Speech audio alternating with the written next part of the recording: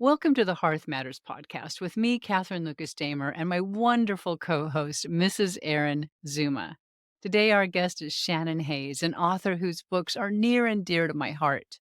An early advocate for the domestic sphere, Shannon's 2014 book, Radical Homemakers Reclaiming Domesticity from a Consumer Culture, suggested that one of the most radical actions a woman could take was to step out of the market economy and build a family enterprise within the domestic sphere. It wasn't always easy, as you'll hear, but somehow she managed to raise two daughters, build a successful farm business with her family in Appalachia, all while putting her PhD from Cornell to good use by writing 7 books. She's a scholar and a great storyteller, and she could have had a successful career in the market economy, but it would have meant living in a city, away from her family and community, and it would have meant outsourcing the care of her daughters to the marketplace. She chose differently. And now, all these years later, she is a living example of what's possible when we put our minds and our hearts together. Well adjusted kids and deeply satisfying ties to family and to a community she loves. Enjoy.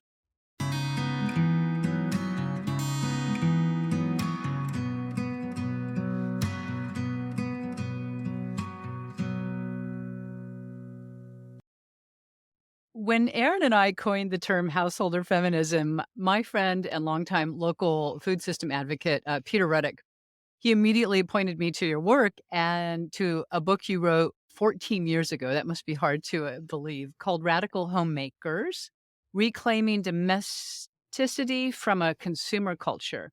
And I couldn't believe that I hadn't read your book yet. But of course, I immediately remedied that and discovered that you are the householder feminist. So I'm wondering what precipitated and inspired you to write this first book? It's kind of interesting how it started. I was selling meat at our farmers market, and I started I started out by making fun of myself because I noticed I was out there selling meat, and then I was looking at like these other organic hippie moms, and somebody had hand knit woolen trousers for their infant. And I had a moment of shame going, "Oh, I haven't hand knit woolen trousers for my infants." And it was actually the absurdity first that gripped me.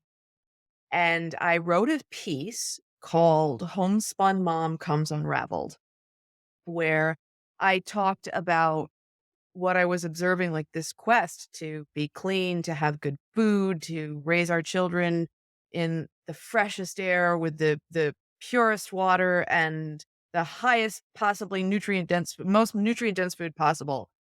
And and I was like, and I really just want to pick up a bottle of gin on the way home from the farmer's market and put my feet back. And I sent it to a couple friends on a lark, and it became a snowballing email. And it resonated so fast around the country and then landed on the desk of someone who works at the New York Times, who's like, "Who is this woman? I have to talk to her." And in the meantime, it had resonated so much that I realized I was battling something inside of me. I was dealing with the fact that I really wanted to do the best thing for my family. I really wanted to live the calmest, happiest life possible.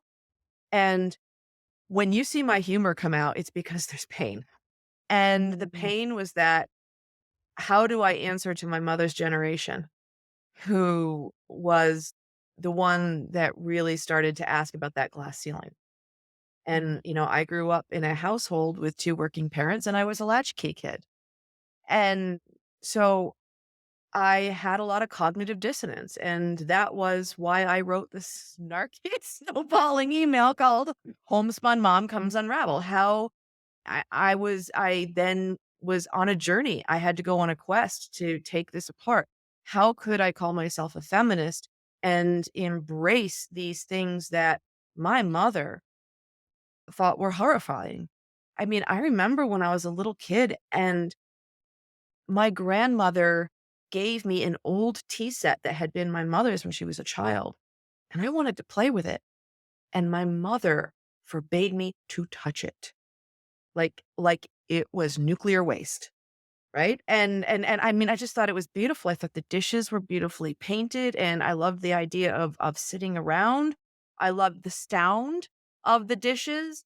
And I didn't know, and still to this day, my mother's best friend from that time says, "Oh my God, Shani, oh my God, Shani, we just couldn't get over the fact that you wanted to see that thing. We just wanted to get it out of your sight." I mean, you'd think my grandmother had given me porn. I mean, it was crazy. And so yeah, there was a lot of cognitive dissonance. And this reporter from the New York Times did a story about me and about the pressures and the questions that I had. She was really trying to tease out, is Shannon on the left? Is Shannon on the right? What is this person?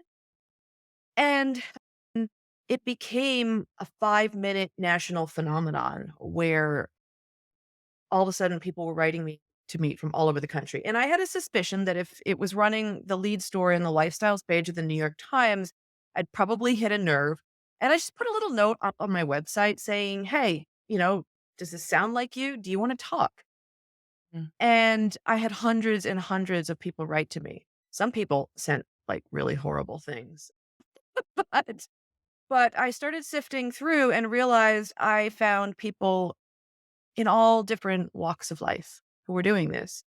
And it was a great way to do a gathering of data to find people. Mhm.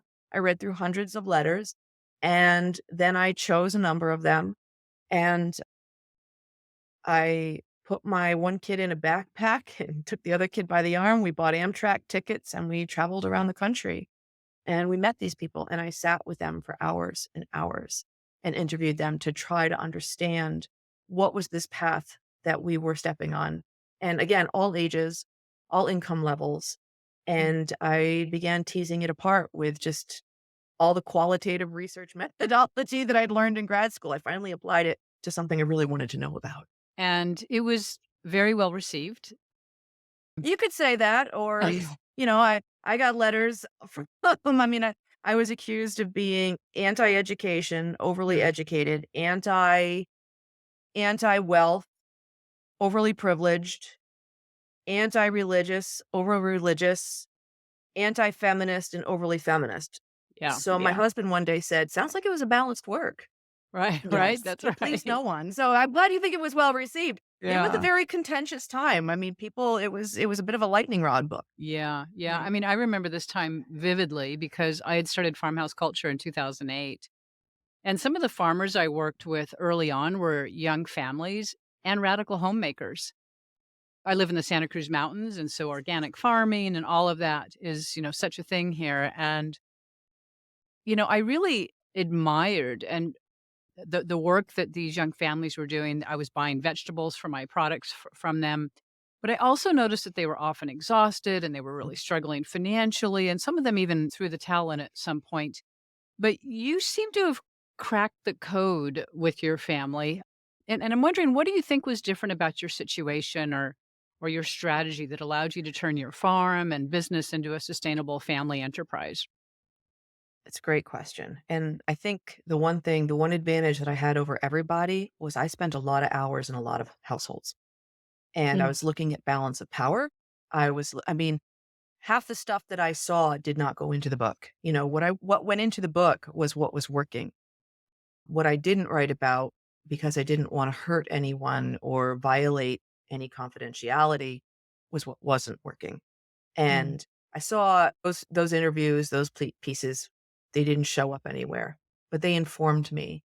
And I began to see different things like balance of power and choice mattered a lot. I began to see how intergenerational cooperation was very key. And I began to notice that there were certain there were certain barriers that people were coming up against, and I had a young enough family that I could plan for them. I saw a lot of people who picked up a lot of solid domestic skills where they were very handy around the house and in the kitchen and in the garage and in the barn, but they had overly consuming education debt. Mm. And I had the advantage, I was talking to people who were living on, $40,000 or less a year with over $200,000 in school debt because they had gone to universities that charged these outrageous fees and had given them the kind of education that could enable them to appreciate the good life, but had put them in a financially precarious position so that if they followed their hearts, they could not keep up. And I was very concerned about that. And my husband and I became very concerned about it. And then the other thing I noticed was the lack of entrepreneurial education that people had. Our conventional education system was not preparing our children to be independent thinkers and to be financially independent. They were really being prepared as much as I really do value the school system. And I really do think that if you got nothing else, you got to go and it's better. I mean, I've seen homeschooling go horribly awry. So I am not pro on any side. And I happen to find our local school near and dear. They've helped me a lot on my journey. So, but I did feel that the educational institution as a whole prepared kids to become employees and did not prepare them to be independent thinkers. And it prepared kids not only to be employees, but it also squelched the creative spirit. And I felt that that creative spirit actually has a lot to do with the happiness, the rest, and the fulfillment of this whole path. If kids I mean, I remember when I was touring around, I had a lot of speaking gigs for Radical Homemakers, and I would get put up in all these different houses. I lived in so many houses and saw so many, sometimes I interviewed people, but other times I'm just like, "Okay, I'm a guest in this house because they couldn't put me in a hotel, and I'm gonna watch." And I remember watching this one very, very privileged girl in a very privileged address. She got up, my kids were home, and my youngest at that time was probably 5 and the other one was 7, and they were staying with my parents. And I knew at that point that they were already up in the morning, making themselves breakfast and starting their days. And I was watching a girl who was in high school, and her parents were telling me what a genius she is, that she's in like Calc 2 or Calc 27 or whatever she was in. And the girl was a zombie. She could not have a conversation with me, and she could not fix her own breakfast. And Mm. that was a very stirring moment for me. Just and because this family was held up in this culture because of the education and the career achievements of the parents, this was the model. This is what we aspired to. The girl was going to a very prestigious school. And I thought, what good is your life if you can't even make yourself some food that you like? And so, and not only that, but she didn't know what she enjoyed. It was very clear she was so unhappy. She didn't know what made her happy. And I started to realize that if I'm going to have a family business and if the family business is going to serve the family, which is what it should, the family shouldn't serve the business. The business should serve the family. Mm. Then I had to raise children not only who were capable of thinking entrepreneurially, but who were in touch with their creative souls and knew the things they have to do in order to stay happy, balanced. And so, yeah, I had this advantage of all this travel, all these hours spent in people's homes, all these hours spent listening to where things went wrong and recognizing this is not a life that's about high achievement. This is not a life that's about doing what people tell you to do. It's really about self direction, learning how to be autodidactic, and learning how to be entrepreneurial and creative so that you achieve fulfillment of your heart and your spirit at the same time that you're achieving the financial steps that you need in order to put food on the table and keep a roof over your head. Sapbush Hollow is truly a family business, which is different from having a business and having a family. So, how is this working for you and your family? How do you manage getting your kids to work with you successfully? And can you say a little bit more about why you think it's important to put the family back in family Sure, business? sure. first of all, we're not going to really know if Sapbush Hollow is successful until I'm dead, right? And then, like, has someone else taken it over? Is someone else going forward? I'm trying. But Okay. I do want to put that caveat out there that Sapbush Hollow is a grass-fed livestock farm in the northern Catskill Mountains of upstate New York, just to give a little context.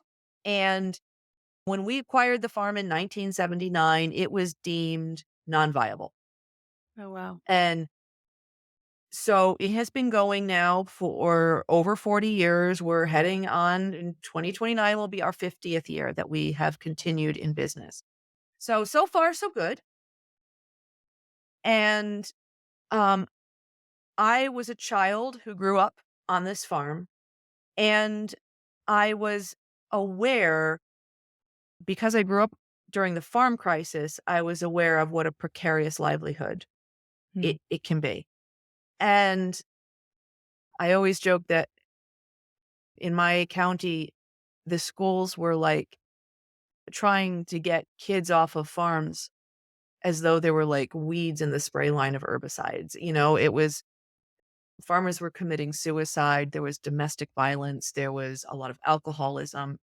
The farm crisis was a really dark period in American agricultural history. And I lived through that. And I don't know, I must have 20 odd cousins, and we were all on farms growing up. And I'm Mm. the only one left. They all got out, they all went on, they got their educations, they had their careers, they went and did things. And and I had a lot of farms, a lot of friends and 4-H and things, and I saw it all go away. And I gave this a lot of thought that like in even my life, I mean, I could tell you about the tragedy and the hardship. I mean, it's really rough. And the hours I didn't get to school because I tried to make the bus, but sheep were dropping lambs. And coming home from school with two parents working, and it's February and it's 20 below zero and everything is dying around you when you're just a kid trying to hold it together. Like, it's no wonder that you'd want to leave the farm. And but somehow I didn't. But I did recognize how hard. I recognized that we really, really put a high value on how hard we worked, and it was like a badge we got to wear about ourselves. And I as I had my own children, I had to start thinking about, is this really the right way? Is teaching my children that you are good if you work hard, that, if at your deathbed they say, wow, she worked really, really hard. Where's the heroism in that? Particularly since kids are leaving because, you can work 9 to 5 and come home and put your feet up and binge on Netflix. Mm. Why would you do this? So I realized that that was a big shakeup between the generations where I had to say to my parents, I'll come back, but we have to find a way to work so that we're not working all the time. This is not Mm. honorable. And it was my husband who didn't come from a farm. I was so programmed, like, I didn't even hear it. It was my husband who would hear it. My parents would call and, like, we would start conversations with, "Oh, oh," like, "Oh, my back. Things so hard. Your poor father." Like, all this stuff was going on, and my husband said, why aren't you asking what we're doing wrong? Mm. We have to ask what we're doing wrong." And he kept bringing that up. And I'm like, "Oh, you lazy man, you lazy man." Like, I felt like my husband was a alcoholic drug dealer in the closet or something. He had this dirty, dark secret that we couldn't talk about. He was wondering why we were working so hard, and I was so ashamed. But, after 30 years of marriage, we had more and more conversations, and I began to see he was right. And and so as we raised our children, we started recognizing this deeper wealth, how important the deeper wealth was. Like, are the kids happy? Are the kids, as I said before, are they creatively fulfilled? And we actually, early on in the marriage, began designing this quality of life statement where I admitted to my husband, not to my mom and dad, that I needed to be able to have a nap every day. Mm. I was on a writing schedule. I would wake up early in the morning, and I had learned that that's when I could really be creative. And if I was going to be on that schedule and be part of my family, then I needed to have some downtime so that I could pull myself back together again. And that became part of our quality of life statement. And he played guitar, and music was part of what mattered to him. And at that time, I did a lot with fiber. I wanted to be able to knit, I wanted to be able to create. And our house, as we were homeschooling our children, was a chaotic mess. You still can find paint splatters and crayon grease all across my house, even though they are 17 and 20 now. But we just really felt that the farm had to serve that. It had to serve that need to be creative, to like just really enjoy the color of life. And we had to realize that it had to allow, it couldn't all be work. It had to be play. So we spent a lot of time finding swimming holes, camping, playing music out next to the pond, like just abandoning work in the afternoon. All right, it's too hot. Everybody up to the pond. Let's just go swimming. And we Mm, just really got in that habit of recognizing you don't have to have a high income to have deep wealth. And so we lived that way. And so the farm then became a business that served our family. As the kids got a little older, we eventually decided to open this farm to table cafe. Don't ask me why I did that. I never had a day's experience in food service ever. So it was a really dumb move. But we did it. And the kids actually felt sorry for me because they looked at me and went, holy, excuse me, she's really an F. And so my daughter, who was 12, hip checked me away from the espresso bar. My other daughter, who was 8 years old, started going out and taking orders. I hadn't even figured out like order pads or anything. I just hadn't thought this stuff through. And they rescued us. And then it just became this family thing where we learned to laugh about like, wow, mom was really stupid. And and we all just teamed together and pulled together, and what happened then is they started building their wealth because they started mhm, making money running this business in the front. They started building their savings, we taught them about investing, and to this day, they still, like, insist on being in that cafe on Saturday mornings, the whole family does, and so we run it together, and then we shut it down in the winter and they are able to go do the things they want to do. We cover the chore shifts so that like they just went down this January, they went down to New York City to study fashion design intensively for a full month. And we handled the chores and we handled covering everything they needed to do there so they can go away. We try to always enable that. Like mm, follow your dreams. This business is here. We always tell them this business is here to help you find and follow your dream. It's not here for you to give up everything that would make you unique and serve the business. It's just mhm, if that's the point, then why don't we just shackle them? You can't do that.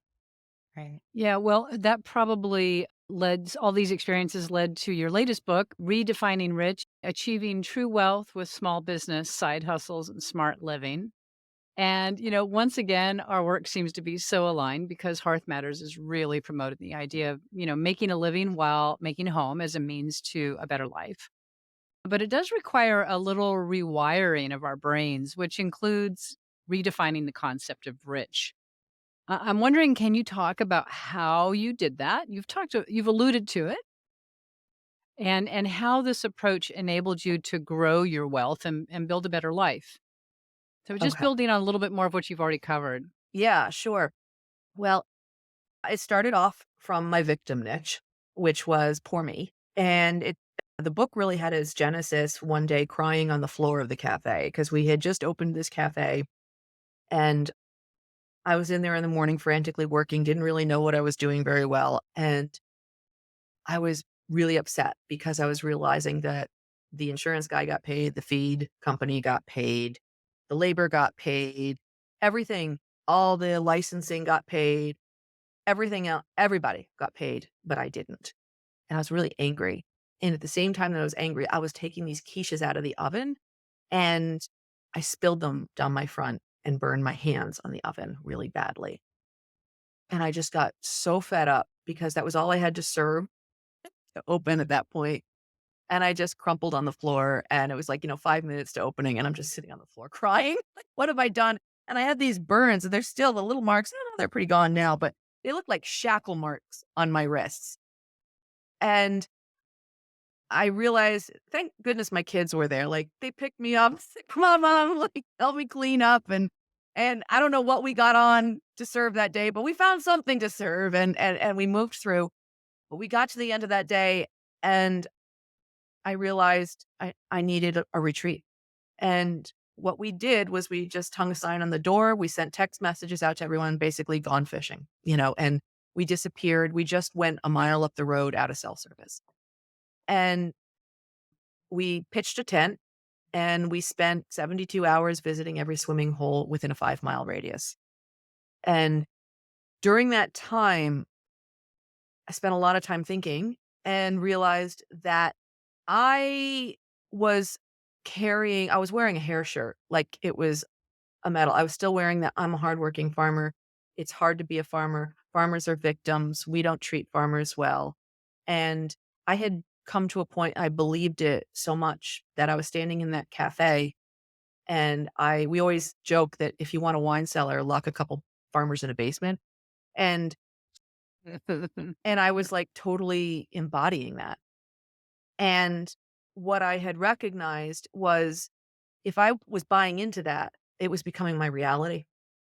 And I thought, well, why am I doing this? And I thought, well, I'm doing it because I care about these mountains. I care about these pastures. I care about these stone walls and keeping this water clean and keeping this water pure. And I care about good food. And well, I thought if I'm doing that, obviously I care about this more than money because I have a PhD. I could be teaching someplace. Mm. And then if I care about this more than money, then that means this is worth more than money. And if it's worth more than money, then that means I get the right to enjoy it. And it was just this critical turning point in my life of saying, wait a minute, I get to do this. And that means, yeah, on Sundays, I'm not working. I mean, okay, every now and then I do a little bit, but there's at least a day off every week where I can sleep and lay about. I get to go swimming. I get to go drink cocktails down by the water and go put my toes in the grass and stop and breathe in the pastures and the mountain air. These are my rights and this is my pay. And it started shifting how I Mhm. understood wealth. That shift then just sort of snowballed into one financial decision after another, where the family started talking more about building true wealth, where we recognized it's not just the bottom line of the farm, but it's our ability to enjoy the farm. And it's our ability to enjoy the food. It's our ability to live well. And so the farm started, it picked up more and more of our expenses. We increased our non-monetary wealth. I can talk about that in a minute if you want, and it just we just started then making decisions and choosing enterprises that would enable that. We stopped worrying about how to market as far and as wide as possible. We stopped Mhm. worrying about overall gross sales of product. We started saying, okay, what are we going to produce on this farm that is a viable quality of life where we are working healthy, working happy, and the animals are doing well? Let's not worry about how many farmers markets we can hit. Let's not worry about how big we can grow. And that when you're happy, that has this effect of making you not really want very much, right? You're Mm. just kind of enjoying yourself, well, you have what you want, you're eating really well, you're relaxing, you're enjoying yourself. And that turns into wealth, to Mm. like financial wealth. When you start to perceive the real wealth, whether it's the soil, the water, the friendships, the connections, and then when those needs are satisfied, there's really money just takes up smaller and smaller parts of the portfolio. It just becomes less significant. And as you rely on it less, then you actually build it up. Mm. So your shit quiches, those are the Shit shit sandwiches. sandwiches that you describe in the book, right? The, the shit sandwiches are you talking about? Yes, Yeah, yes. chapter 3. They start with quiches, but they become sandwiches in the book, right? Well, I talk about shit sandwiches in the book, definitely. And one of the things that I realized I think a lot of times when we have a lot of education, we think that we're educating ourselves out of any kind of hardship. And the truth is, anything, any path you choose, there's a shit sandwich. Mhm. Mhm. Mm. And you have to decide which one you like eating best. And yeah, I can clean quiches up off the floor and whip up something to eat really fast. And part of that journey with that is learning, like we would choose business ventures that matched our skill sets and who we were uniquely as individuals. So the Mhm. cafe was actually a really great venue for me, even though I said I had no food service experience. I had done a lot of work with meat. I've logged, we were just talking today, probably some 18,000 hours working with how to cook them properly. That was like a whole big part of my career on the farm, was becoming an expert in this area. And so going into a cafe where I could handle things, that was where I could handle things going wrong easily Mhm. Mhm. and always cope and pretty much stay calm, even if I was, crying in the basement or crying on the floor of my kitchen. It's just part of the business. It Right. doesn't happen Right. quite as much as it used to. Right. Yeah, Um, we did wanna get into some of those practicalities that you mentioned. What Mhm. are the different types of income diversification, and what does it mean to take inventory of your income? Okay. So a lot of people, they see income as the money coming in, right? The job. And as I was starting to recognize true wealth and what it meant to have true wealth, I started recognizing too that different income streams have different effects on the true wealth bottom line. And my husband and I, Bob and I, started off with this quality of life statement, and we realized that was really defining the true wealth for us. It was the time, it was the music, the creativity, the good food, the friendships, and this contact with the land. So with that being the true wealth, I started realizing, well, there's different ways to get there. And a lot of times people get a job and then they want to try to achieve these things after the job. But the problem with a lot of jobs is it's the most expensive form of income. Employment income is the most expensive form of income because of mm, how our government taxes it. And, you could interpret that as two different ways. You could say, well, the government does that to protect the rich. That's if you want to be a victim, you can say the government does this to protect the rich. If you don't want to be a victim, you can say, actually, the government wants to encourage entrepreneurship, even though we pretend it doesn't. It wants to encourage entrepreneurship because that stimulates economies. And so earned income is taxed higher than business income. Mhm. And earned income can be really valuable if it's a meaningful job. If the job doesn't resonate in your heart, then you need to think about it because you're actually getting a lot of money taken off. And the difference between earned income and business income is that earned income, the taxes are taken out of what you earned first, and then you're left with what's ever not taken by taxes. If it's Mm. business income, you have all your expenses taken out first, and what you have left is what you're taxed on. And it works out. I explain in Redefining Rich, I show charts to show just how much that plays out on the bottom line. So I started to recognize, yeah, the different types of income are really important. We have to be thinking about them. So there in the book, I talk about four different income streams. And when you're looking at inventorying your income, I want people to evaluate these different income streams because there are four. And I think to have a house where you are actually starting to enjoy wealth and you can be calm and secure and independent, you need at least three of them. The first one is earned income. The second one is business income. The third one is non monetary income. And actually, in our household, that's probably our largest source of income. Non monetary are the things that you can do for yourself or that your business can provide for you, whether it's cooking, fixing things, or whether, like, I have a farm. So you would imagine I get all my meat for free and things like that. And then the fourth, it's very important, and I think a lot of people dismiss it as just something for the wealthy. It's passive income. But Mm. in this line of work, we're relying on our bodies every day. I have to bend, I have to lift, I have to stir. All of us are physically, we rely on our bodies very heavily for a lot of these lifestyle choices. So passive income really matters. You have to figure out a way to have money coming in when you can't work, when your arm is broken, when you've fallen down, when your knees are giving out. It's just practicality. So I advise people to take an inventory of their income and see where those sources are, and then to make shifts to make sure that you have at least 3 of those 4 to support your household. And it might shift over time. It might be that you do have earned income, employment income for a while.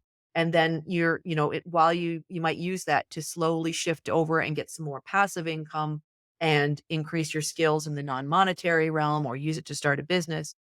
But you really do need to have 3. And very often when I saw people who were fatigued, Catherine, like these farmers that were really exhausted, like they were trying to get everything from selling artichokes and cucumbers. And it has never worked.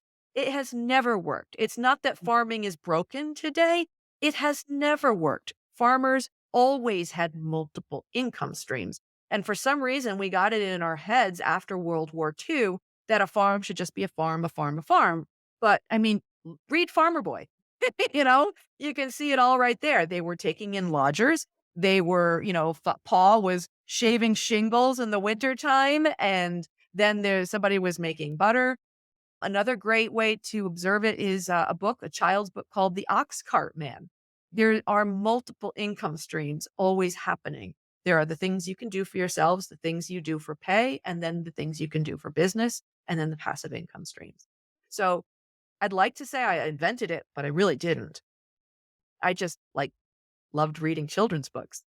Well, in some ways, you're talking about pre industrial, agrarian era cottage Yeah. household. And I mean, can you talk a little bit more about how the family enterprise helps build sustainable communities? Yeah. So I'm going to talk about my family specifically because that's where I can obviously be most sure footed. We are 3 generations. My daughters are unbelievably strong. My husband and I are skilled. My parents are skilled, but aging out. But we all have different stages of accumulated wealth. We invest in everything together. We share all of our expenses. And that might seem like, oh, you don't have your own things. Like you have to share. However, it also reduces our burden tremendously. And I picked this up from when I would go and speak in Amish communities and I'd visit them and say, oh, they get a lot more done in a day as they work together with a family, right? And so we share wealth and the family cooperates. And what that has enabled us to do is invest really heavily in the community. That cafe was actually our post office and former firehouse. It had been on the market for a long time. No one was buying it. We were able to buy it and fix it up because we pulled resources. We've been able to put Airbnbs in it, which have really helped to increase our passive income by sharing resources, working together and putting them in. We just installed EV charging stations. So, you can't see an EV. I mean, there's nothing for miles around here for an EV car, but you know what? Our family was able to pool resources and put them in at the cafe. So if people come up to the honor store, or they come to stay in the Airbnbs, or they want to visit other community businesses that have since popped up since we popped up, it's there. We're always in a position to pool and invest. And since we're always looking at ways to get passive income, an EV charging station was a no-brainer. But it's that sharing and cooperative investing that enables us to really play a vital, vibrant role in the community. It also helps the family members. My children have felt vital and important from the time they were little. Mm. And I often think, I see the depression, the anxiety, the things that youth these days are really battling. And I can't help but wonder if we've marginalized them, particularly during the pandemic when we left them with their headphones on and alone in their rooms. And then we divided our entire society into essential and non-essential. How does that not have an effect on the psychology of our children? My kids were designated right from the beginning as essential. they had to move. They had to get to the farm. We couldn't have workers on the farm. We all had to do it together. We had to, help each other out. And we were able to then as a family business, because we could all work together and we were in our own little pod, we were able to open up this honor store when people couldn't get groceries and toilet paper in town because we had the cafe. We were able to get those resources. We put them out in an honor store for people. So our family was able to, as the Amish taught me, many hands make less work. We were really able to cooperate and work together and then pump resources into the community that enabled people to come into the community and have things that people around the country could not get. So I've just seen it over and over again, that ability, that having this family business has really empowered us to make a difference, to be present, and to help our own spirits and feel good. And, my parents too, as they're aging, they're just still vibrant and vital and part of everything that we do. Right. Mhm. Right. Mhm. Yeah, that's really powerful. I mean, Mhm. everybody wants to be useful and needed. And what a beautiful way to do that across generations. Mhm. It's shifting gears a little bit. Yeah. One of the things you said is that the farmers wanted to be farmers. The farm must be a farm. And we think a lot about younger women who have sort of fallen into this trap of believing that we must choose between marriage, children, and a career. And I think because we spend our late teens and our early 20s in school and building that career, working for earned income, as you describe, the barriers to starting a family are, or they seem to be, super high to most women. And a lot of the theme that you've talked about today is integrating work and family life. So my question is, do you think that women can have it all? I think women can have all that they want. I don't know that they can have it all.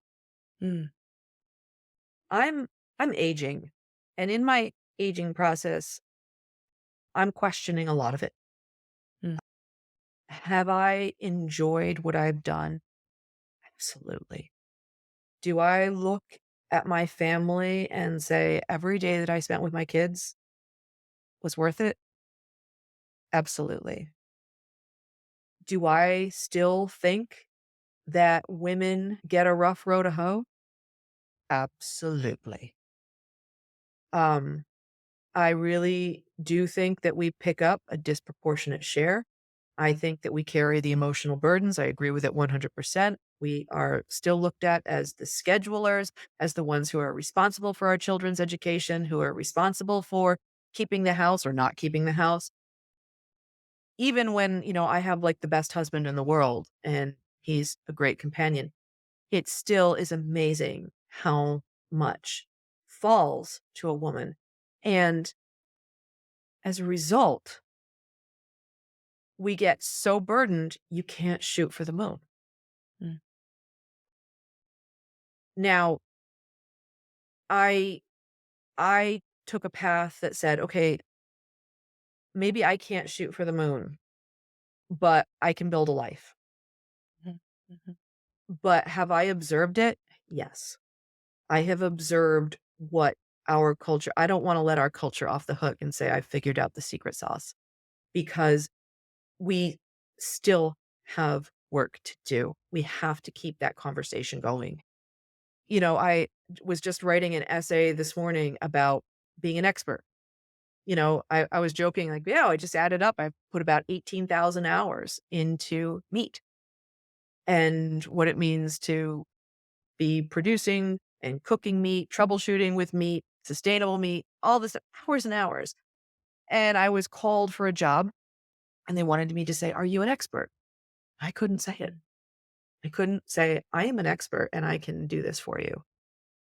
And I couldn't take the job because I wouldn't say I'm an expert.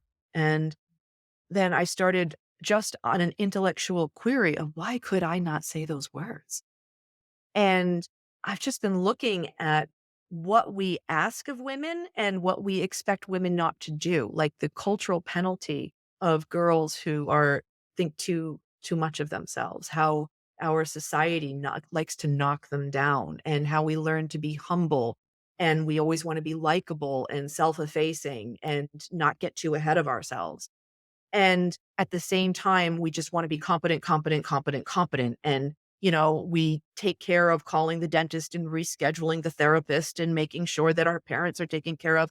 Like, the burdens that we carry, and then that we wonder why we can't, I realized, well, I can't say I'm an expert because, well, I put that down and I had to deal with this crisis over here and this crisis over here and this crisis over here. I was an expert in over this, but I had to do 10,000 other things as well. And so am I an expert in that? Well, yeah, I guess so. Yeah, I put just as many hours in there. And I also put another 10,000 hours into this other thing over here.